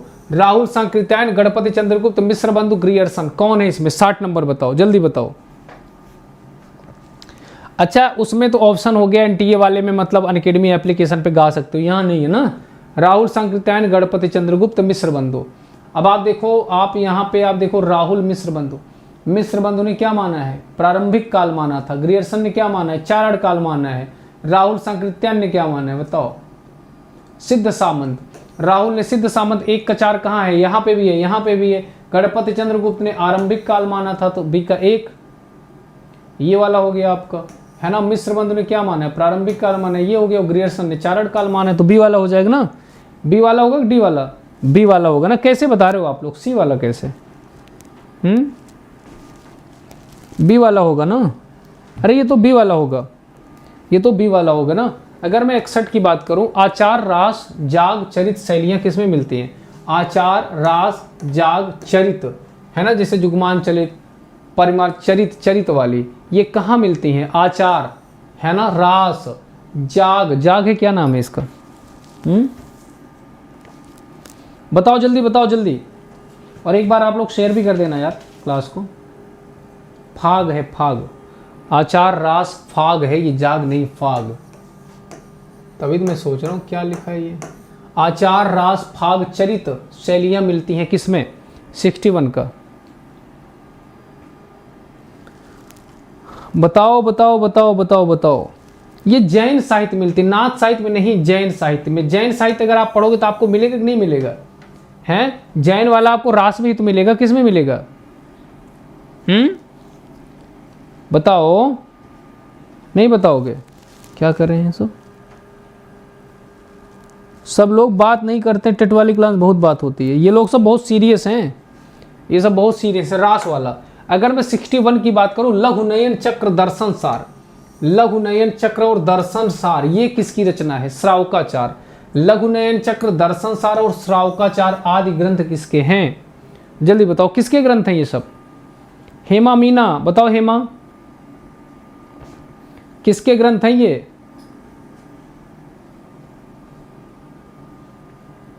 हाँ, शेयर लाइक दोनों कर दिया था। ये क्लास यूपी टेट के लिए नहीं क्या? नहीं साक्षी, नहीं।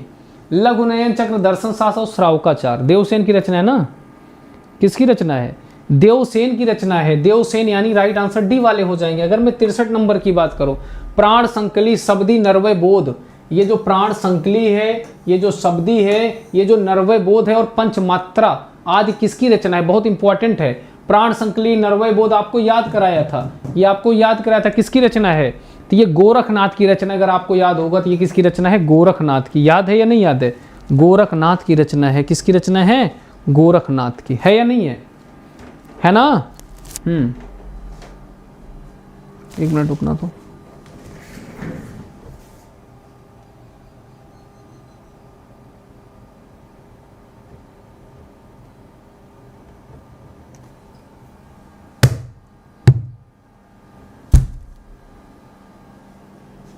चलो आगे बढ़ूं। ईयरफोन लगा के सुन रहे हैं तो ये अगर 64 नंबर पे आओगे आप, चंद्र हिंदी के प्रथम महाकवि माने जाते हैं। चंद हिंदी के प्रथम महाकवि माने जाते हैं। इनका पृथ्वीराज हिंदी का प्रथम महाकाव्य, इस कथन के लेखक कौन है जरा बताइए?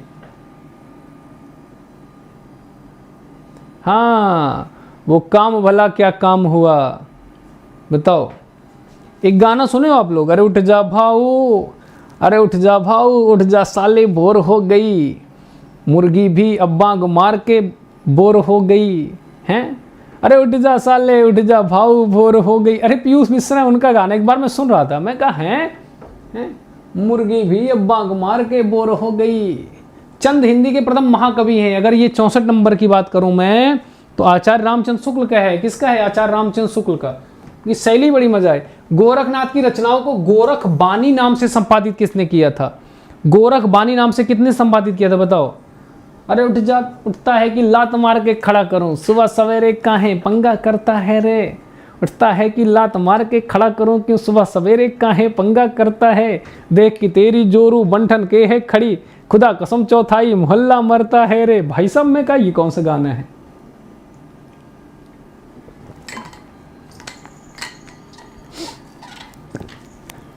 हाँ, गोरखनाथ की रचनाओं को गोरख बानी नाम से किसने संपादित किया? 65 नंबर जल्दी बताइए।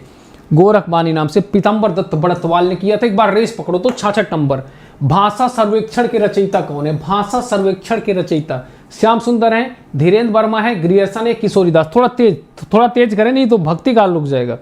भक्ति काल रह जाएगा, थोड़ा तेज करते हैं। चलो, भाषा सर्वेक्षण किसका है? ग्रियर्सन का है। जल्दी जल्दी, बोलने का मौका ही नहीं। अगर मैं 67 नंबर की बात करूं, अब देखो इसमें चारों ऑप्शन की बात करने की जरूरत ही नहीं है। अब भाषा सर्वेक्षण इतनी का है, बाकी चारों की बात करने की क्या जरूरत है? कोई जरूरत नहीं है। अगर मैं बात करूं कवि रोड़ाकृत राउरवेल ग्रंथ के विषय में कथन, यह एक गद्य पद्य है राउरवेल। चंपू, इसका समय 13वीं है, एक धार के शिलालेख पर है, इनमें ही नक्सिक वर्णन का श्रृंगार परंपरा का आरंभ माना जाता है। 67 नंबर कौन सा आंसर सही हो जाएगा? कौन सा कथन असत्य कथन है? बताओ। अगर मैं 67 नंबर की बात करूं तो क्या हो जाएगा जिसका कथन असत्य है? एक बार जल्दी से बताओ आप लोग, एक बार जल्दी से बता दो भैया, एक बार जल्दी से बता दो, जल्दी से, है ना?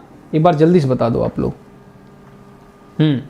तो राउरवेल रोड़ा, इसका 13वीं सती नहीं बल्कि 14वीं सती है ना, 14वीं है ना, तो आंसर क्या हो जाएगा? बीबी वाला है, बीबी वाला है, बीबी वाला ना।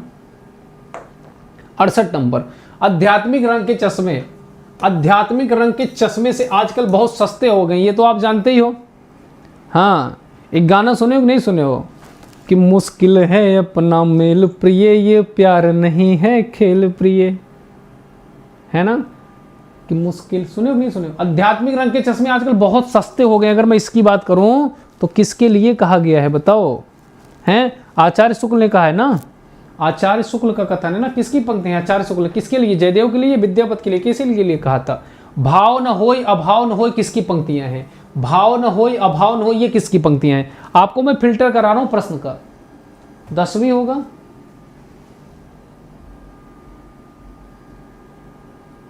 अच्छा हाँ, राउरवेल है।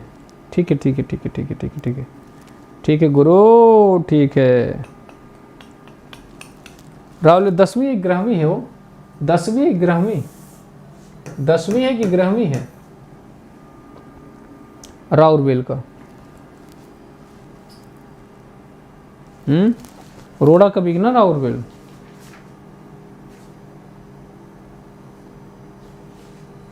दसवीं सती है ना? 10वीं, ठीक है, 10वीं सती। हाँ, तो बताओ भैया, राउरवेल का ये तो हो गया आपका। अगर बात करो आध्यात्मिक रंग के चश्मे, भाव न हो अभाव न हो, इसको बताओ आप। भाव न हो अभाव न हो, ये किसका है? मुझे टेलीग्राम पर ब्लॉक कर दिया गया है कि आपसे बात करनी नहीं। सुनी, मैसेज कर लेना, है ना? और टीजीटी वालों के लिए एक ग्रुप बना है, आप मुझे मैसेज करना, मैं उसमें ऐड कर दूंगा। जो एडमिशन लिए हैं उनके लिए गुरुकुल नाम से बैच बनाया हूँ, है ना? आप टेलीग्राम मुझे मैसेज कर देना, जिन लोगों ने एडमिशन ले रखा है वो मुझे मैसेज कर देंगे, मैं उनको व्हाट्सअप ग्रुप में ऐड कर लूँगा। उसका नाम है गुरुकुल बैच, ठीक है ना? तो भाव न हो अभाव न हो, ये लुइपा की पंक्तियां हैं। किसकी हैं? लुइपा की। अगर मैं 70 नंबर की बात करूं, जब तक अपनी गृहिणी का उपभोग न करेगा तब तक पंचवर्ण की स्त्रियों के साथ विहार क्या करेगा? ये किसका कथन है? अरे मोर बप्पा रे, अरे मोर बप्पा रे, ये किसका कथन है? हैं? जब तक अपनी गृहिणी का उपभोग न करेगा तब तक पंचवर्ण की स्त्रियों के साथ विहार क्या करेगा? अरे भैया, कढ़पा की है पंक्तियां। किसकी पंक्तियां हैं? कढ़पा की पंक्तियां। अच्छा देखो, एक बार फिर से बता देता हूं, फर्स्ट डिवीजन हुआ है, मैट्रिक फेल है। हाँ, एक बार फिर से बता देता हूं, देखो टीजीटी पीजीटी के लिए एक लंबी लड़ाई लड़नी पड़ती है। आप लोग मेरे साथ जुड़ें, है ना? आपको मजा आएगा पढ़ने में, और मैं आपको सबसे बेहतर तो नहीं, लेकिन आपको एग्जाम परिप्रेक्ष्य से बहुत बेहतर तैयारी करा दूंगा। ये मेरा वादा है, ये मेरा वादा है। अगर मैं बात करूं 71 की, आचार्य शुक्ल ने हिंदी साहित्य का इतिहास, आचार्य शुक्ल ने हिंदी साहित्य का इतिहास लिखने में किन पुस्तकों की सामग्री ली? अगर शुक्ल की किताब देखोगे तो स्टार्टिंग में है। बताओ 71 वाला बताओ।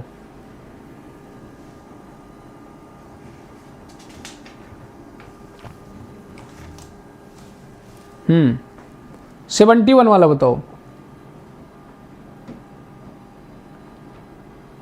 71 क्या हो जाएगा? बिल्कुल, मिश्रबंध विनोद मिश्रबंध की कविता कौमुदी, हिंदी गोविंद रत्नमाला और ब्रजमाधुरी सार, वियोगी हरि का ना, हाँ, और उनका श्याम सुंदर दास का ना। तो ये आपका बहुत इंपॉर्टेंट है, सी वाला, बिल्कुल इसी से सहारा लिया था उन्होंने। गोरखनाथ ने अपने ग्रंथ का प्रचार कहाँ किया? देखो किताब में भी है, ये शुक्ल जी की किताब में भी है। प्रचार कहाँ किया था गोरखनाथ ने? प्रचार कहाँ किया था गोरखनाथ ने अपने ग्रंथ का प्रचार? पूर्वी में, दक्षिणी में, राजस्थान में, पश्चिमी भागों में, राजपूताने पंजाब में। गोरखनाथ ने कहाँ प्रचार किया था? सिद्धों नाथों में अलग अलग था ना। सिद्धों का पूर्वी था और नाथों का क्या था, पश्चिमी क्षेत्र था कि नहीं था? आप खुद ही बताओ भैया, खुद ही बुद्धिमान हो तुम लोग, बताओ जल्दी। एक तो प्रचार बहुत आता है, तो कहाँ था ये 72 वाला, 72 वाला बताओ। पश्चिमी भाग राजपूतानों में नहीं था ना, पश्चिमी भाग राजपूताना में। अगर मैं बात करूं नाद और बिंदु के योग से जगत की उत्पत्ति हुई है, नाद और बिंदु के योग से जगत की उत्पत्ति सिद्ध और हठयोगी दोनों मानते थे, यह कथन किसका है? नाद और बिंदु है ना, नाद और बिंदु के योग से जगत की उत्पत्ति सिद्ध और हठयोग दोनों मानते थे, हठयोगी। ये किसका कथन है आप बताइए, किसका कथन है? ये किसका कथन है, जल्दी बताओ।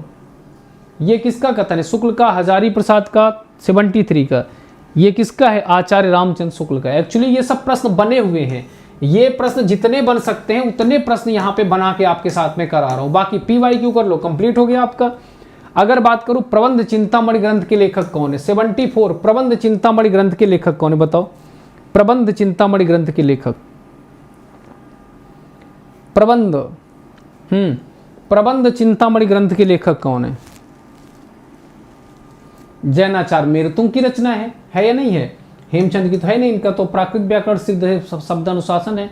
सोम प्रभुसूर वरुच की प्राकृत प्रकाश है। तो प्रबंध चिंतामणि जैनाचार्य मेरुतुंग की रचना है। राय बहादुर पंडित गौरी शंकर हीराचंद ओझा रासों में वर्णित, राय बहादुर पंडित गौरी शंकर हीराचंद ओझा रासों में वर्णित घटनाओं तथा संवतों को बिल्कुल भाटों की कल्पना मानते हैं, कथन किसका है? ये थोड़ा सा कठिन प्रश्न आ गया। 75 राय बहादुर पंडित गौरी शंकर हीराचंद ओझा रासों में वर्णित घटनाओं को, रासों में वर्णित घटनाओं तथा संवतों को, ये जो संवत है ना, बिल्कुल भाटों की कल्पना मानते हैं। क्या मानते हैं? बिल्कुल भाटों की कल्पना मानते हैं। ये कथन किसका? 75 क्या किसी ने पढ़ा था? ये आचार्य शुक्ल का ही कथन है, आप तो जानते हैं। नहीं भी आएगा तो भी शुक्ल को लगाना है, आएगा तो शुक्ल को लगाना ही लगाना है।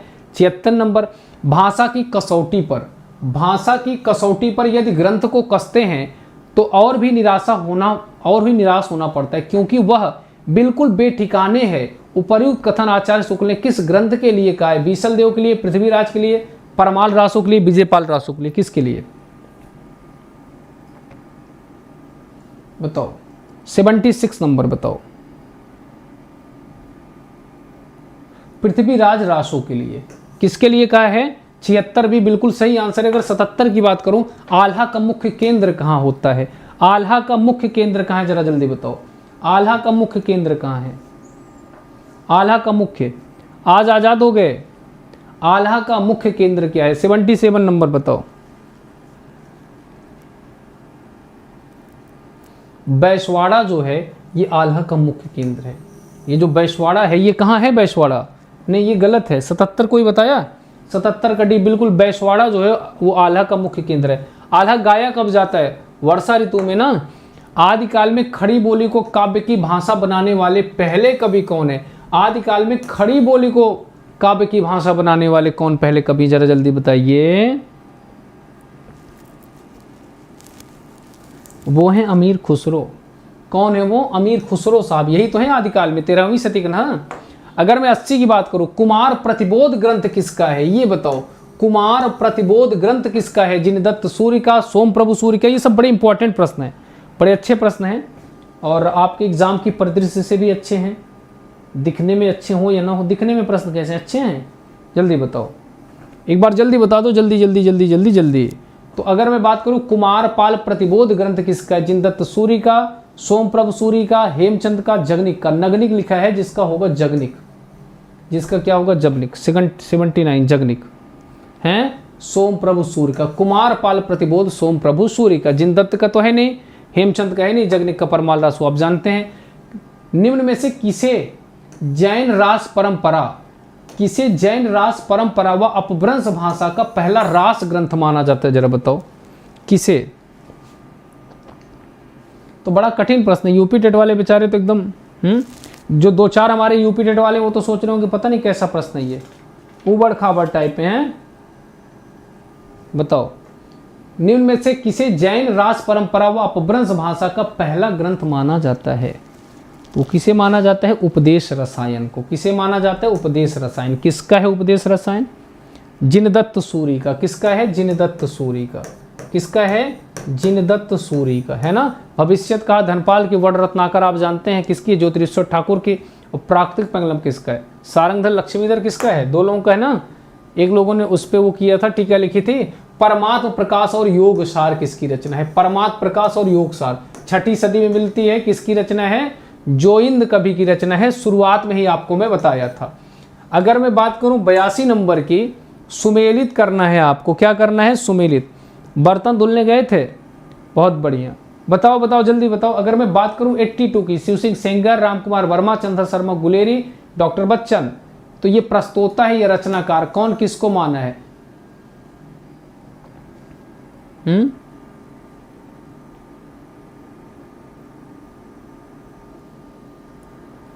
82 नंबर बताओ। हाँ 82 सी। देखो शिव सिंह सेंगर ने किसको माना है? पुष्पदत्त को। शिव सिंह को पुष्प चढ़ाना है। रामकुमार ने स्वयं को मान लिया था। चंद्र शर्मा गुलेरी ने मुंज को। और डॉक्टर बच्चन ने किसको माना था? विद्यापति को। बिल्कुल ठीक है। अगर मैं 83 की बात करूं, हिंदी साहित्य का आधा इतिहास, आधा, नीलाभ, अज्ञे, सुमन राजे, चतुर्सेन शास्त्री, आधा इतिहास किसका है? जल्दी बताइए। हिंदी साहित्य इतिहास का आधा,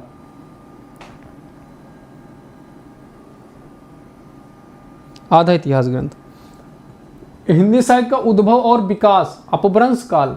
अपभ्रंश काल किसने कहा है? सुमन राजे ने। आधार काल सुमन राजे। तो आधार काल का है ना सुमन राजे।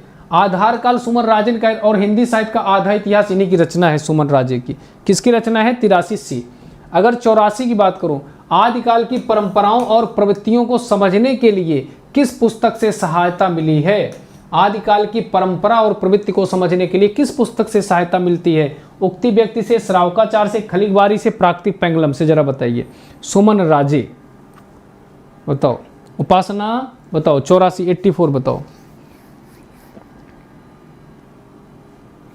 लक्ष्मीधर की प्राकृतिक पेंगलम से ना। प्राकृतिक पेंगलम लक्ष्मीधर, इसी से सहायता मिलती है। 84 का डी सी है, बिल्कुल ठीक है। 85 नंबर पे आओ आप। रासो काव्य परंपरा में गेय काव्य कौन सा है? परमाल रासो, वड रत्नाकर, बीसल देव रासो, राउरवेल। गेय काव्य कौन सा? 85 नंबर। बढ़िया प्रश्न है ना।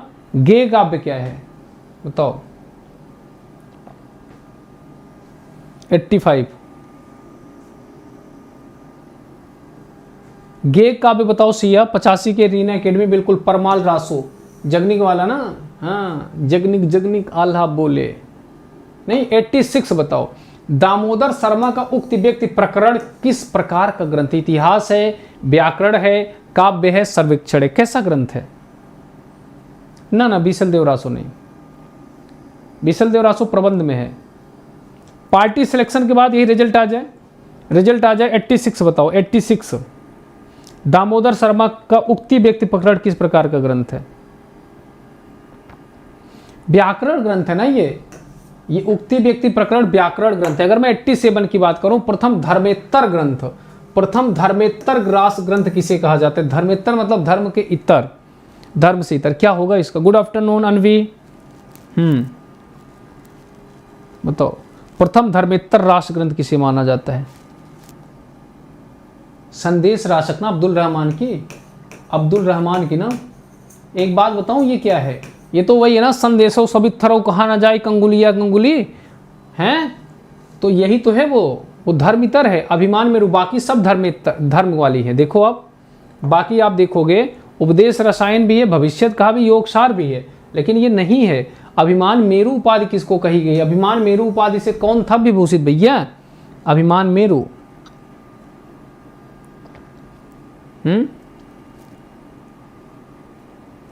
पुष्पदंत को कहा गया ना। हमको भूल नहीं जाना। नहीं, तुमको बुलाऊंगा मैं, बिल्कुल। देखो जब नेट वाली पार्टी होगी ना, जब सिलेक्शन वाली पार्टी होगी, तो मिश्रा जी राय हम बुलाएंगे जरूर, आप लोगों से मिलवाएंगे। 89 कालक्रमानुसार बताओ। 90 प्रश्न खत्म होने वाला है। भक्ति काल, आदिकाल खत्म हो जाएगा। कालक्रमानुसार लगाइए। स्वयंभू, पुष्पदंत, धनपाल, अब्दुल रहमान। आप खुद ही देखिए कौन पहले होगा। तो स्वयंभू पहले हैं, पुष्पदंत से पहले नहीं। तो 89 लगाओ तुक्का। पानी पी लेता हूं, है ना। अर्चना त्रिपाठी।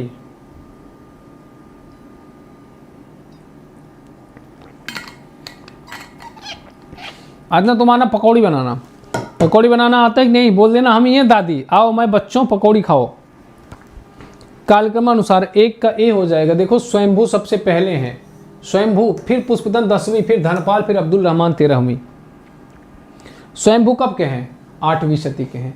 पुष्पदंत कब के हैं? 10वीं सदी के हैं। धनपाल कब के हैं बताओ? धनपाल भी 10वीं सदी के हैं ना, और अब्दुल रहमान 13वीं के हैं। अब्दुल रहमान कब के? 12वीं 13वीं सदी ना, 12वीं 13वीं। 90 नंबर ये अंतिम प्रश्न है, कालक्रमानुसार लगाइए, कालक्रमानुसार लगाइए। खुमार रासो, रणबल छंद, परमाल रासो, बीसल देव रासो, क्या होगा इसमें? अब बताओ, ये क्रम आपको याद होना चाहिए। याद होना चाहिए कि नहीं याद होना चाहिए? बिल्कुल याद होना चाहिए, बिल्कुल। बताओ तो बीसल देव रासो सबसे पहले है। बीसल देव रासो का समय क्या है बताओ? बीसल देव रासो 1212 की है, सबसे पहले है ये। फिर जय मेघ जस चंद्रिका, जय मेघ जस चंद्रिका किसका है? मधुकर कवि वाला ना, तो जय मेघ जस चंद्रिका बताओ भैया। तो उल्टा सीधा लिख गया क्या? तो उल्टा सीधा लिख दिया गया है, यही हो जाएगा ना। परमाल रासो 1250, बीसल देव रासो, परमाल रासो, ये तो ये होना चाहिए ना। बीसल देव रासो कब का है? 1212। फिर परमाल रासो कब का है बताओ? परमाल रासो कब का? 1250 कब का है? जयचंद्र प्रकाश कब का है बताओ? जय मेघ जय चंद्रिका, रणमल छंद, ये थोड़ा सा उल्टा सीधा लिख दिए गए ना, बताओ। बीसल देवरासो, जय मेघ जय चंद्रिका, रणमल, हाँ ठीक तो है, ठीक तो है। बीसल देवरासो वाला बताओ आप, सी वाला आंसर ठीक है, सी वाला आंसर ठीक है ना, सी वाला होगा ना, किसका होगा?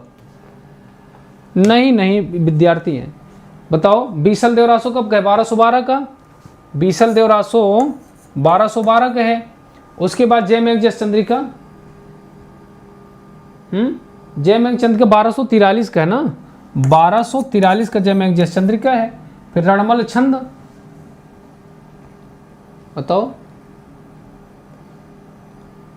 1454 का है ना, कब का है? रणमल छंद कब का है? थोड़ा सा मिसिंग हो रहा है। हाँ भी ठीक है सिया, भी ठीक है। रणमल छंद 1454 का है ना, 1454 का है, ये तो हो गया। और अगर बात करूँ मैं परमाल रासो, तो परमाल रासो जो है आपका वो 1230 उसमें है ना, तो ये जो क्रम है यही सही हो जाएगा, क्योंकि खुमार के बाद परमाल नहीं आएगा ना, यही होगा। हाँ भी ठीक है, भी ठीक है, बी नहीं। खुमार रासो तो यार बात का है ना, बताओ खुमार रासो कब का है? रणमल छंद, खुमार रासो नहीं होगा ना ये, बी वाला पक्का। खुमार 9वीं का है ना। एक बार इसका क्रम ही याद कर लेते हैं, चलो छोड़ो, इसका क्रम ही याद कर लो एक बार इसका क्रम याद कर लेते हैं, फिर से शुरू से एक बार फिर से याद कर लेते हैं, एक बार फिर से शनि याद कर लेते हैं। देखो सबसे पहले खुमार चढ़ता है, सबसे पहले क्या चढ़ता है? मैंने ये क्रम याद किया था, मैं खुद थोड़ा सा मिसिंग हो गया। सबसे पहले खुमार चढ़ता है। खुमार चढ़ता है कि नहीं चढ़ता है? खुमार रासों में आपको ट्रिक बताता हूँ। सबसे पहले खुमार चढ़ा, अगर किसी को खुमार चढ़ता है तो क्या करता है? दल बल के साथ विजय के लिए चलता है। किसके लिए चलता है? विजय के लिए। किसके लिए चलता है? विजय के लिए। विजय पाल रासो, किसके लिए? विजय के लिए। यानी खुमार रासो हो गया। अगर किसी राजा को खुमार चढ़ गया, जैसे खुमार चढ़ गया था किसको? शिवगामी देवी को, तो दल बल के साथ विजय के लिए, यानी विजय के लिए। और विजय के लिए क्यों चलता है? बीसल देव रासो, जो वीर चलता, वीर होगा वही तो चलेगा, तो फिर बीसल देव रासो क्या हो जाएगा? बीसल। खुमार रासो, विजयपाल रासो, बीसल देव रासो, और उसके बाद देखोगे पृथ्वीराज रासो। क्या देखोगे? पृथ्वीराज रासो। ये क्रम आपको मैं बता देता हूँ, फिर भूलना मत। खुमार रासो, विजयपाल रासो, बीसल देव रासो, पृथ्वीराज रासो। उसके बाद आप देखोगे जयचंद प्रकाश। क्या देखोगे? जयचंद प्रकाश और जय मेघ जस चंद्रिका। तो जयचंद प्रकाश, जयचंद्र प्रकाश और जय मयंक जस चंद्रिका। फिर आप देखोगे जय मयंक जस चंद्रिका, जय मयंक जस चंद्रिका, जय मयंक जस चंद्रिका। तो खुमार चढ़ा, विजय के लिए निकले बीसल देव, और वो कौन थे? पृथ्वीराज रासो थे। उनका जयचंद होने लगा और जय मयंक जस चंद्रिका, यानी जय मयंक जस चंद्रिका की तरह उनका गुण गाया जाने लगा। उसके बाद आप देखोगे परमाल रासो है, फिर रणमल छंद है, फिर कीर्तिलता कीर्ति पताका। फिर आप देखोगे परमाल रासो है ना, फिर रणमल छंद है, फिर कीर्तिलता कीर्ति पताका। यही तो क्रम हो जाएगा, कीर्तिलता हो जाएगा और कीर्ति पताका, यही तो हो जाएगा कीर्ति पताका, यही तो हो जाएगा भैया। बताओ आप, तो आपको कैसे याद रखना है? आपको ऐसे याद रखना है, खुमार रासो कब का है? 9वीं सदी का। सबसे पहले खुमार चढ़ता है, और जब किसी को खुमार चढ़ेगा तो क्या होगा? वो दल बल के साथ क्या करेगा? विजय के लिए निकल पड़ेगा। और बीसल देव रासो कब का है? 12वीं सदी का। 12वीं सदी का कि नहीं? पृथ्वीराज रासो कब का है? 12वीं सदी का। और जयचंद प्रकाश किसका है? भट्ट केदार का। जय मयंक जस चंद्रिका मधुकर कवि की। तो अब आप बताइए, जयचंद प्रकाश कब का है? ये भी 12वीं सदी का। जय मयंक जस चंद्रिका कब का है? ये भी 12वीं सदी का। परमाल रासो कब का है? 13वीं सदी का। है कि नहीं 13वीं सदी की? बताओ बताओ भैया। 13वीं और 14वीं में आ गई कीर्तिलता कीर्ति पताका। ये कब आ गई? 14वीं में कीर्तिलता और 14वीं में कीर्ति पताका। यही तो क्रम है या नहीं है? चैनल नहीं मिल रहा, बताओ बताओ भैया बताओ। यही तो हो जाएगा ना, बस खत्म। अब आइए भक्ति काल की तरफ चलते हैं। भक्ति काल की तरफ चलें। हाँ, भक्ति काल की तरफ। रणमल छंद 14वीं के, उसका नहीं लिखा मैंने, 14वीं सदी का, बस ठीक है ना।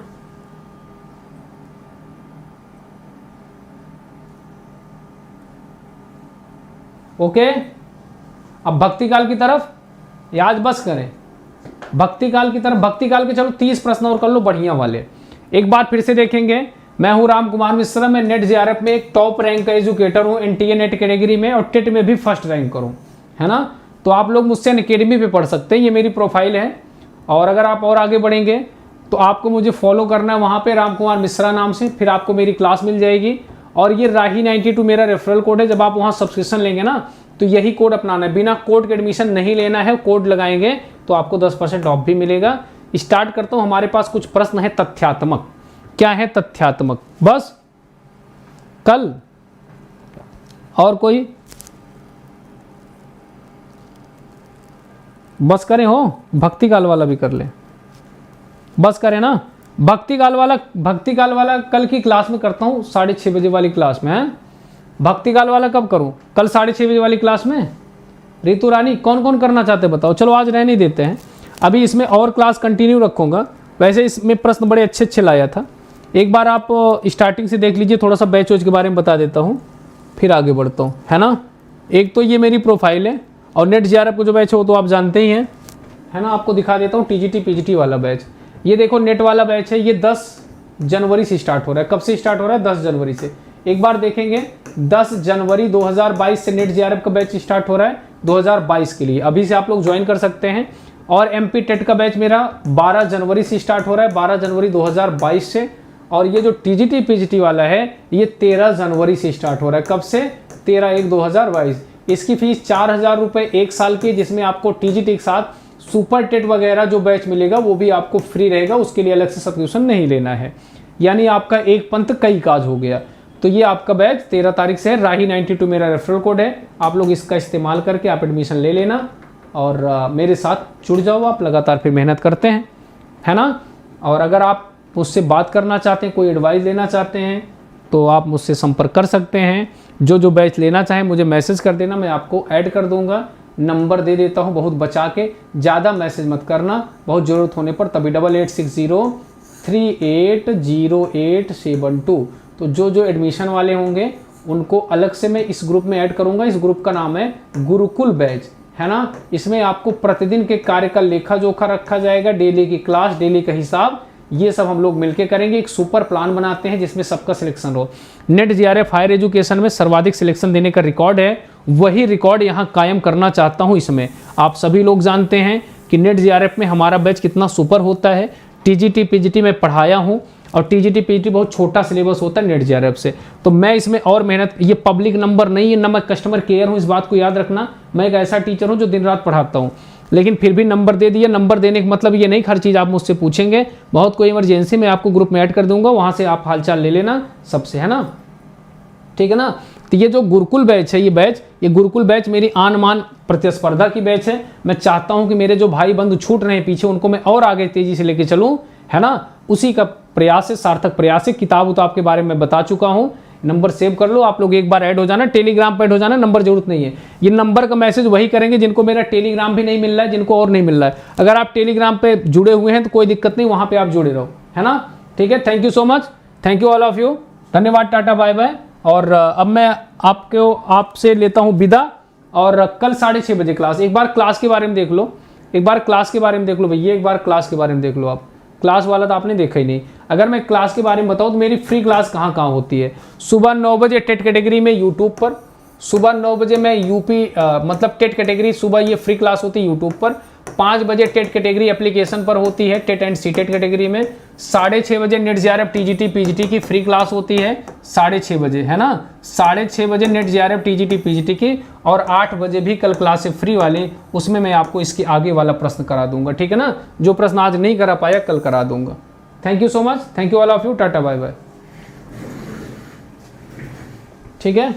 चलो, और एक बार आप लोग सब्सक्राइब करा देना चैनल को, थोड़ा सा शेयर करा देना। जब भी मैं खाली होता हूँ ना तो यहाँ पे मैं आके क्लास लेता हूँ, ठीक है। थैंक यू, धन्यवाद। सभी लोग अपना ख्याल रखें, मस्त रहें।